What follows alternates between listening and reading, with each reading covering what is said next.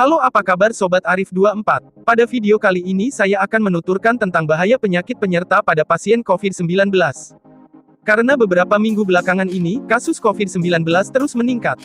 Dan yang perlu kita ketahui bagaimana cara melakukan penanganan kesehatan secara menyeluruh dan optimal. Mari kita simak penjelasan berikut ini. Halo, apa kabar Sobat Arif 24? Pada video kali ini saya akan menuturkan tentang bahaya penyakit penyerta pada pasien COVID-19. Karena beberapa minggu belakangan ini, kasus COVID-19 terus meningkat. Mari kita simak penjelasan berikut ini. Sebagai masyarakat Indonesia, kita tentu sudah tak asing lagi dengan istilah PSBB.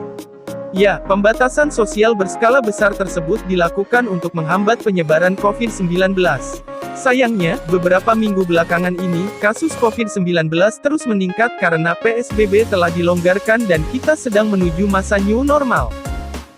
Nah, bicara soal kasus positif dan kematian akibat virus corona di Indonesia, perlu diketahui juga bahwa kini kita menduduki peringkat pertama di Asia Tenggara.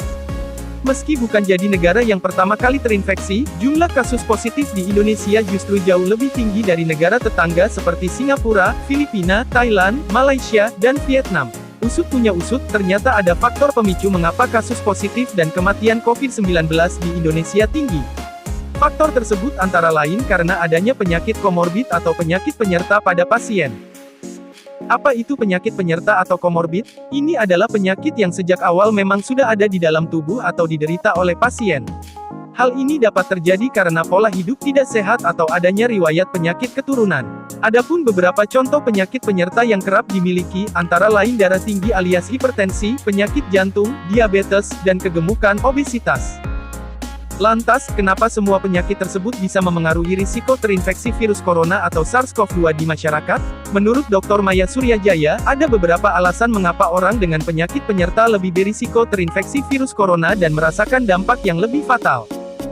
Pertama, penderita penyakit komorbid, misalnya kardiometabolik, sudah memiliki chronic inflammation atau peradangan kronis di dalam tubuhnya sejak lama.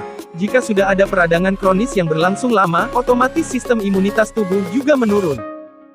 Lalu yang kedua, adanya reseptor ACE2, yaitu enzim yang menempel pada permukaan luar sel, membran sel di hampir semua organ.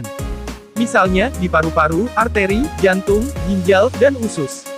Reseptor ini mempunyai afinitas yang kuat dengan virus SARS-CoV-2, kata Dr. Maya. Ikatan dengan reseptor ACE2 inilah yang akhirnya membantu virus corona masuk ke dalam sel inang. Itulah mengapa, gejala COVID-19 ada di organ-organ tersebut dan sangat bervariasi, seperti gangguan pernapasan, batuk, radang tenggorokan, peradangan hati, kejang, nyeri sendi, ruam di kulit, penurunan fungsi indera pengecap dan pembau, hingga diare, jelasnya. Dr. Maya juga menambahkan, jika organ tersebut sedari awal sudah bermasalah dan ada chronic inflammation, akibatnya akan lebih buruk.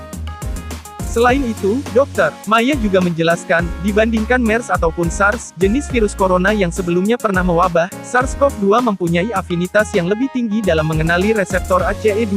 Maka dari itu, infeksi virus corona ini sangat mudah dan cepat sekali menular dari satu orang ke orang lainnya.